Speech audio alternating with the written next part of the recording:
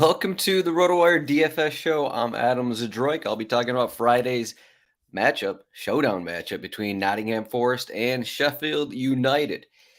Just before getting on this show, we had an interesting release from DraftKings.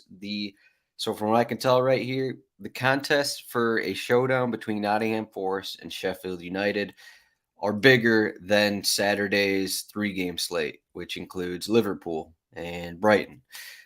Three games. So we'll see what happens there. Maybe it was a mistake. Maybe they're killing the DraftKings, the DFS soccer community as we know it this weekend. We'll find out. But at a minimum, this showdown is at least normal size contests. So we'll run with it. We'll talk about the showdown, and hopefully maybe we'll get some bigger contests for Saturday.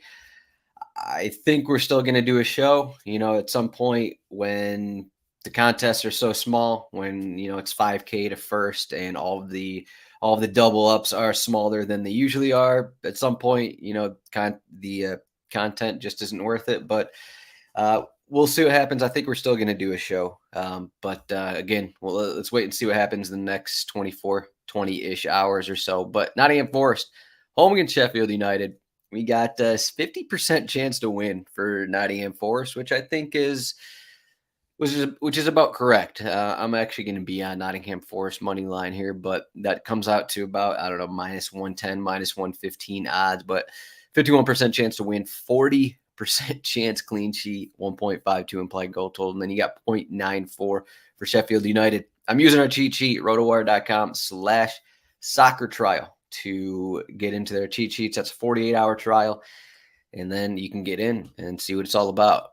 How about that? So a couple questions here. There are fairly big questions, and I can't really answer them before lineups come out. So a lot of this show will be a lot of questions.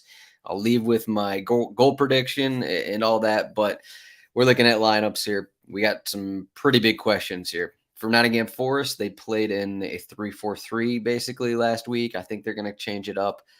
Playing at home, I think Steve Cooper's going to go to maybe a 4-3-3, 4-3-2-1, 4-2-3-1, something like that. We'll see what happens. Taiwo Awoniyi is an option to start up front, but I have Elanga in instead. So that would be removing Willy Boley from the back line. As I said, 3 center backs last week in the match against Arsenal. I think this is a much different spot. So I think Cooper's going to get that win, especially at home. We'll see how they line up. He mentioned today or yesterday that Iwani was probably a mistake that he actually played last match. Wasn't really fit, wasn't really ready. So that's why I have Elanga in here. We could see something else. I don't think they'd go Chris Wood. Chris Wood only played at the end of the last game, but I guess Chris Wood is an option to start. If Elanga doesn't start, again, I guess they could do the 3-4-3 with Danilo playing in a really attacking formation. They could do like a 4-2-3-1 with Yates and Mangala as defensive midfielders, and then Danilo is maybe as like the central. Maybe. I guess Danilo can technically play on the wing as well. He's kind of played all over the past year, but he's been pretty good overall. Those, I think, are the main questions. We could see Nico Williams in the starting 11, but I don't see that happening. Serge Aurier pretty much won the job at some point last season, and he got the start again in the last game. Sheffield United. So the big questions with Sheffield United, I got McBurney back in the starting 11. We could see Asula and Benny Traore start again. I'm just putting McBurney there because it gives him more experience. Guy played in the Premier League before. First away match of the season for him. So if he's not ready, Asula will probably start. The main question here. So I got Gustavo Hammer in.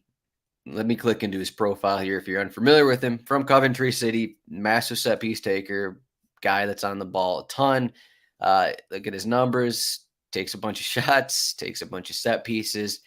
Okay, so if he starts, we got a real question here of who's going to be taking set pieces. Is it going to be a split with Oliver Norwood? I think you just go in assuming that it's going to be a split and kind of go from there. If Norwood starts and Hammer doesn't start, then it's kind of the same situation as last week where it's like, okay, you kind of have to play Norwood. He's going to have almost an exclusive role of set pieces for at least the first 60, 70 minutes of the match.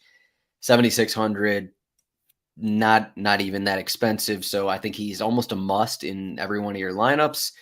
So you got to kind of build your lineups around that. If Hammer starts, then you're kind of getting in the weeds a little bit. And it's like, okay, well, do I even need Norwood if Hammer starts, kind of a thing?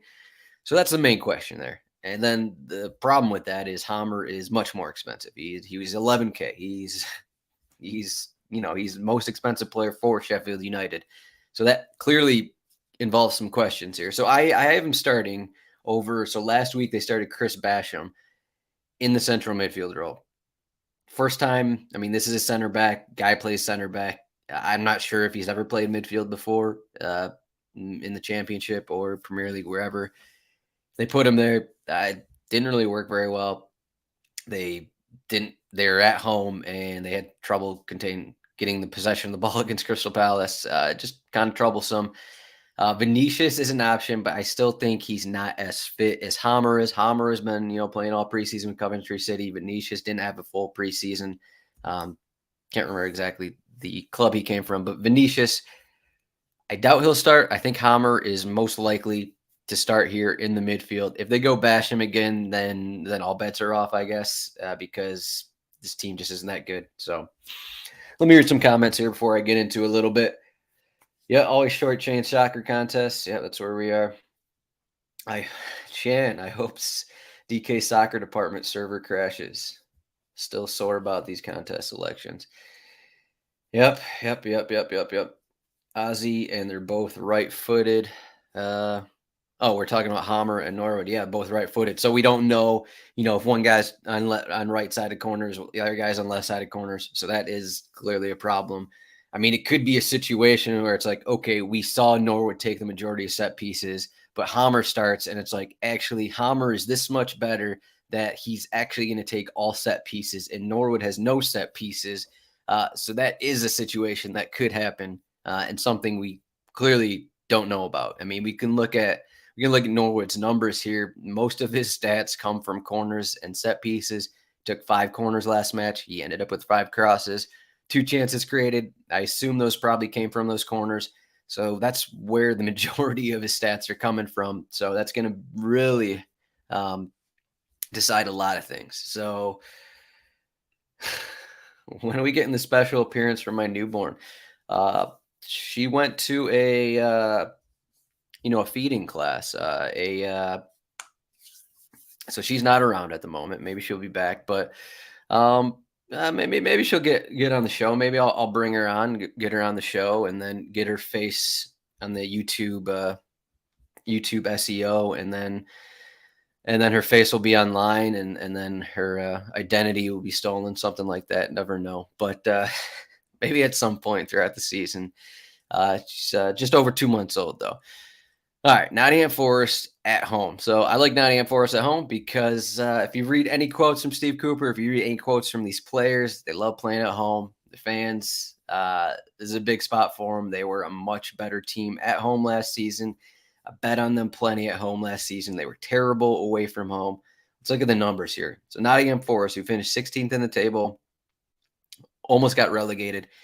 They were 8, 6, and 5 at home last season. They had 5 losses at home, which is the same as Brighton, same as Aston Villa.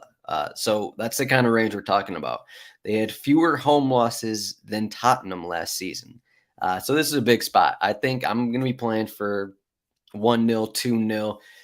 I'm not sure if I'm going to go to 3-0, but maybe. You're going to be going, I think Nottingham Forest can get a couple goals here, and I guess the question will be if they allow one against Sheffield United, who didn't look very good in that first match. So Sheffield United, they want to play for the 1-0 win. They'll probably, accept a lot of blows and let Nottingham Forest do kind of what Crystal Palace did to them last week. Eventually turned out to Crystal Palace got that 1 goal, and that was kind of it. So I think it could be pretty similar here. Then you throw in that Nottingham Forest are at home and they're a better team at home. So that's kind of how I'll be playing with this. In cash games for this, Morgan Gibbs-White is the most expensive player, but I think you just captain him and kind of build your lineup from there. He didn't really do too much against Arsenal, but again, that's at Arsenal. They're not going to get a ton of set pieces, and they're not going to get a ton of opportunities. So I don't think you can really look at that. If you want to get crazy in terms of captaining someone that's cheaper, again, you could go if Hammer doesn't start, you could captain Norwood, and that would allow you to do a few more things.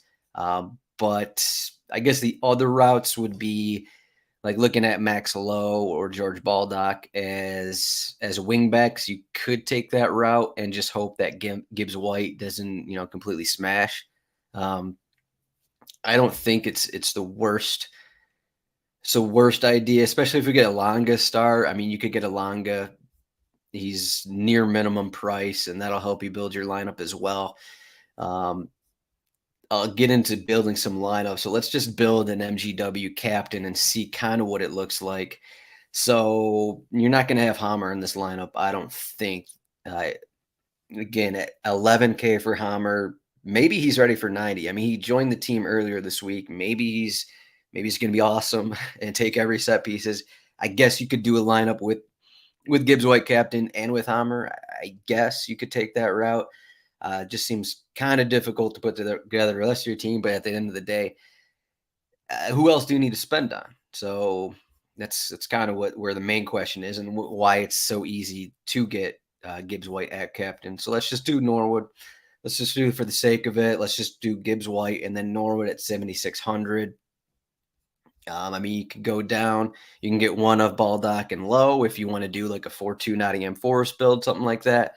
I think 5-1 Nottingham Forest is in play as well. But I mean, we saw last week, like Lowe and Baldock still had decent floors. But I mean, now as I'm looking at them a little bit, that's because of Lowe had 5 tackles, won, and Baldock drew a couple fouls, won a couple tackles as well. He did get some crosses in him, but you could consider Baldock here. You're in cash games. You're gonna have to decide if you want Turner or not.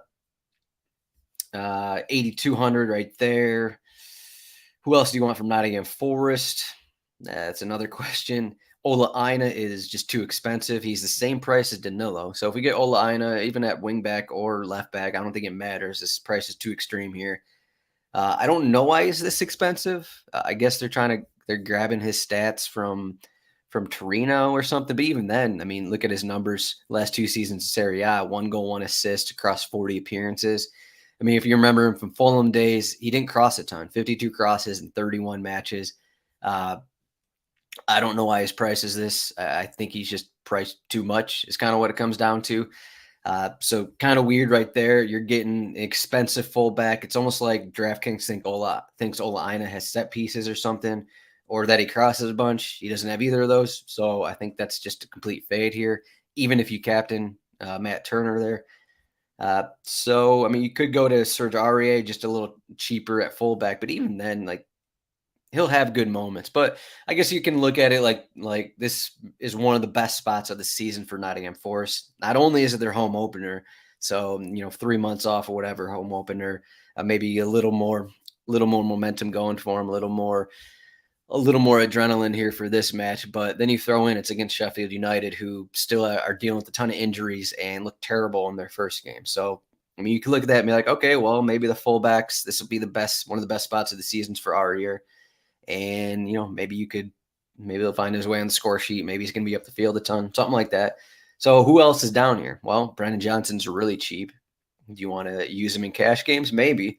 I mean, I don't know what the general public will do, but I assume a lot of people are going to be looking at the prior game and be like, well, Brendan Johnson, 1 shot, wasn't on target, 2.6 points, not very good. This seems like a 5-shot. Let's look at some of Brendan Johnson's games from last season. Then again, we also have the news of, rumors about Brendan Johnson moving elsewhere. So that, I guess, has to be taken into account as well, just in terms of his position here and if he's actually going to start. But I mean, as we look back at some of these more favorable matchups, 5 shots against Wolverhampton, 4 shots against Everton, that's kind of what we're looking at. 5 shots against Bournemouth, had a big match against Chelsea, 4 shots, 3 on target. So that's kind of what we're looking at for this match for Brendan Johnson. Even in cash games, even if you have Turner, like, I almost think that you just go Johnson over Aurier and Johnson over Aina. You're getting the goal upside. you're probably getting a pretty decent floor too, because he's probably going to take a bunch of shots. So it's kind of hard. I'd say it's kind of hard to avoid him. He should be well over 50%, but maybe even though he's cheap, maybe he's only 60, 70%. I don't know. At this price, he may be in 100% of my lineups. So there's that. If you think Sheffield United score, of course, I already mentioned Osula, Traore, McBurney. Oh, I mean, all their guys are pretty cheap, so you can go kind of wherever you want. As for Nottingham Forest, the cheap Nottingham Forest players, if you captain a goalkeeper, and I already mentioned Ina and REA aren't musts. I mean, you can look at Worrell, you can look at McKenna. If Willie Boley starts over one of those guys, I would actually go him because I think he tends to get up more on set pieces. He had a shot on target last match, and I was looking at Worrell and McKenna's numbers. They just don't get a ton of shots. They aren't that great, I'd say, in terms of the center backs who find goals. But I would probably go Worrell if you're looking at a center back for some reason. I already mentioned Alanga at 3,600. McKenna is the cheap one at 3,400. You could just do that as the cheapest play. Ryan Yates is also in here. Again, you can ignore a lot of these numbers for Nottingham Forest last match. Yates has shown last season a solid floor at times. Again, 2.4 points against Arsenal. I don't think you put really too much into that. If Nottingham Forest are going to have 60% possession and then attacking third a good portion of this match, you could take last week's numbers and, I don't know, multiply them by 3 or something. So that's kind of what I'd say there. So, I mean, cash games, it's not that difficult. If you want to captain Gibbs-White, you can go a lot of places. We know Norwood's going to play. You could even put Osborne there, kind of a thing. You can look at any of their wing backs. Maybe you say, okay, Hammer and Norwood are going to split set pieces, so I'm just going to go good old George Baldy and play him at wing back as my lone Sheffield United piece or something like that. And not that difficult. You could even play Norwood like Matt Turner, even though he's 8,200. You can still build reasonable lineups. Throw in McKenna or something like that. There's still 40% chance for a clean sheet. So not too difficult here. All right. Reading some more comments here. Yeah, Gibbs-White is a lock. That is for sure. The day my daughter makes on the show, I take down the $500 main prize pool. $500 main prize pool. That's what we're looking like, I guess, as we get moving along this season. $500 prize pool. Can't wait for those days. Can't wait to be doing those shows. But okay, let's get how are we going to win? Because Gibbs-White's going to be, what is he going to be? 30% captain? Is that too high for the most expensive player? He's going to be up there. Gibbs-White is going to be popular, as he should be. He's going to be taking all these set pieces.